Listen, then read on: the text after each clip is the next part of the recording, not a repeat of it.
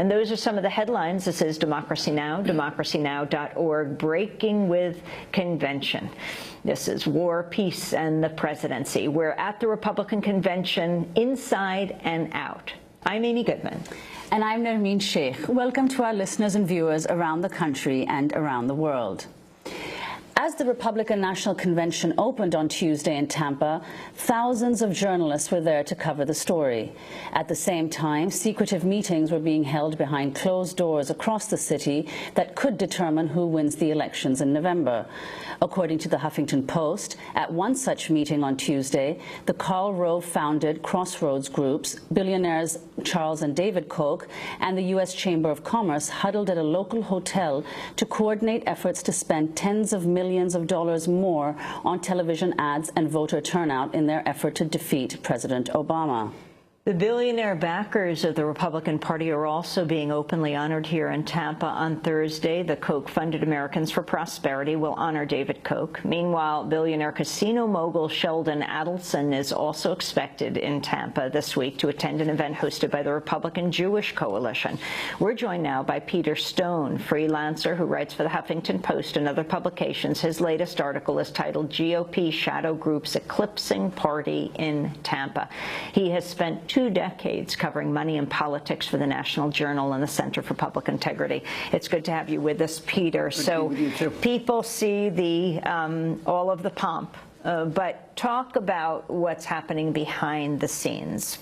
Take us down the money trail. Okay, well, this party in some way, this convention is really a coming out party, if you will, for the so-called shadow groups, the super PACs and the nonprofits that are planning on spending hundreds of millions of dollars this year. On the Republican side, perhaps as close to $1 billion to help elect Romney and put the GOP in control of Congress. Many of these groups have grown up just since early 2010, when high court rulings first gave the green light to allow corporations, individuals, and unions to write unlimited checks to outside groups for ads that will directly call for the election or defeat of a candidate. So American Crossroads is probably the most prominent of these new groups. They have a super PAC, American Crossroads, and they have a nonprofit called Crossroads GPS. The two groups were founded by Karl Rove and Ed Gillespie, former chairman of the Republican National Committee and now an advisor to the Romney campaign. They have already run tens of millions of dollars of ads, bashing Obama administration policies in many swing states, healthcare, economic policies, and others. What's interesting is that the outside groups are allowed to coordinate with each other, and this is perfectly legal. And we've seen this year, even more than in the 2010 elections, a high level of coordination between some of the biggest, deepest pocketed groups. Besides Crossroads groups, you have the Koch-founded Americans for Prosperity, which is honoring David Koch on Thursday. And you have the U.S. Chamber of Commerce, which has been able to do this kind of spending for a long time, but is now able to directly advocate for or against a candidate and is doing so. They're spending less than the other groups, about $50 million. They're focusing just on congressional races. But these three groups in particular have been meeting regularly every 2 to 4 weeks to talk about coordinating strategies in battleground states.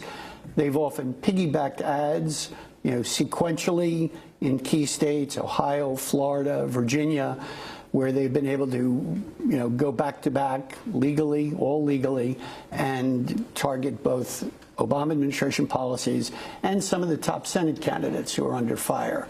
Everybody from, Claire McCaskill in Missouri is one of the top targets. Sherrod Brown in Ohio is a top target. And obviously they're going after Aren't they in a big bind on the Claire McCaskill front, considering that her opponent is Todd Aiken, quote, legitimate rape Aiken. Right. Well, they have been in a bind, and interestingly, Crossroads was one of the first groups right out of the bat, as just while GOP power politicians were decrying Aiken and distancing themselves from Aiken.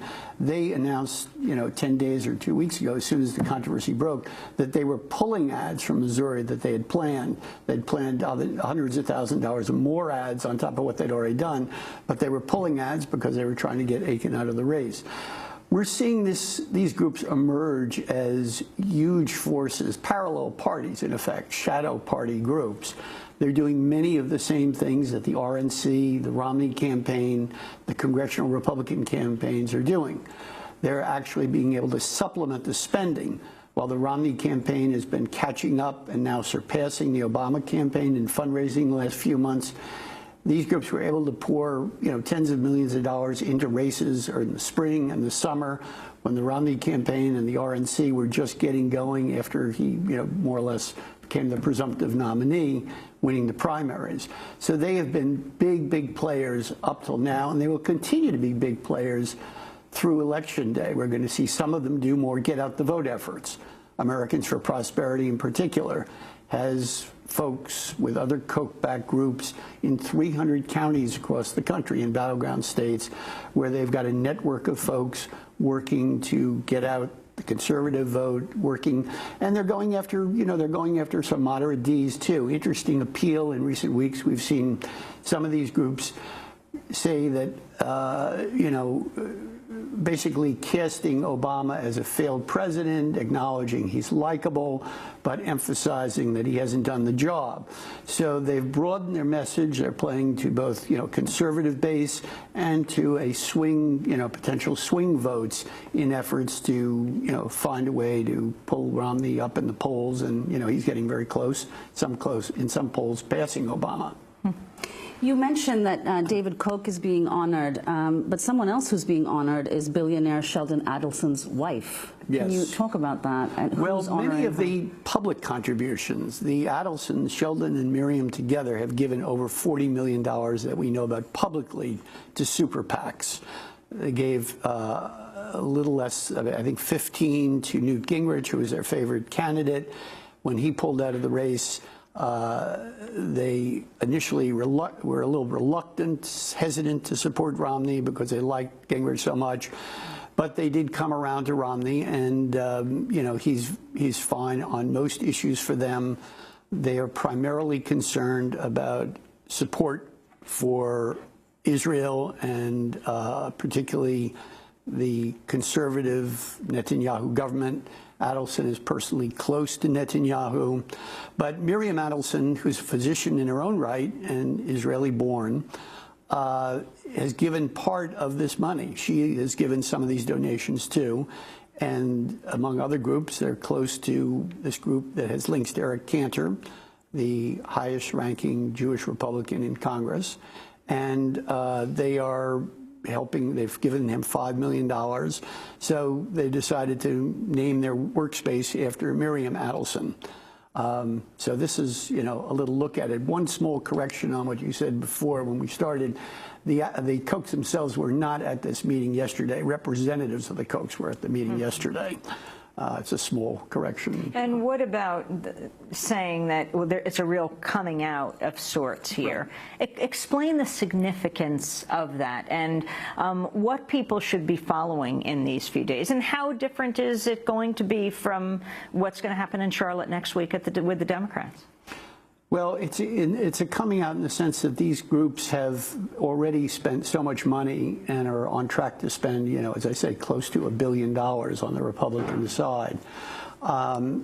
Legally, they're not allowed to coordinate certain activities, particularly spending and advertising strategies with the campaigns. We have weak rules, and there are a lot of loopholes that allow for fundraising opportunities. Candidates themselves, Mitt Romney attended some of the early events for the super PAC supporting him, Restore Our Future. The one that Mel Sembler allowed into his home the other day to do a little meet and greet, chat up potential donors. Explain that one. Well, the idea is that under the rules that are rather loose, you can have candidates, you can have representatives of candidates organize. They can host events, they can attend events What they cannot do is they cannot ask for the unlimited sums that are now okay after the court rulings in 2010. They can ask for limited donations, but it's a very fluid situation, so their representatives can be there.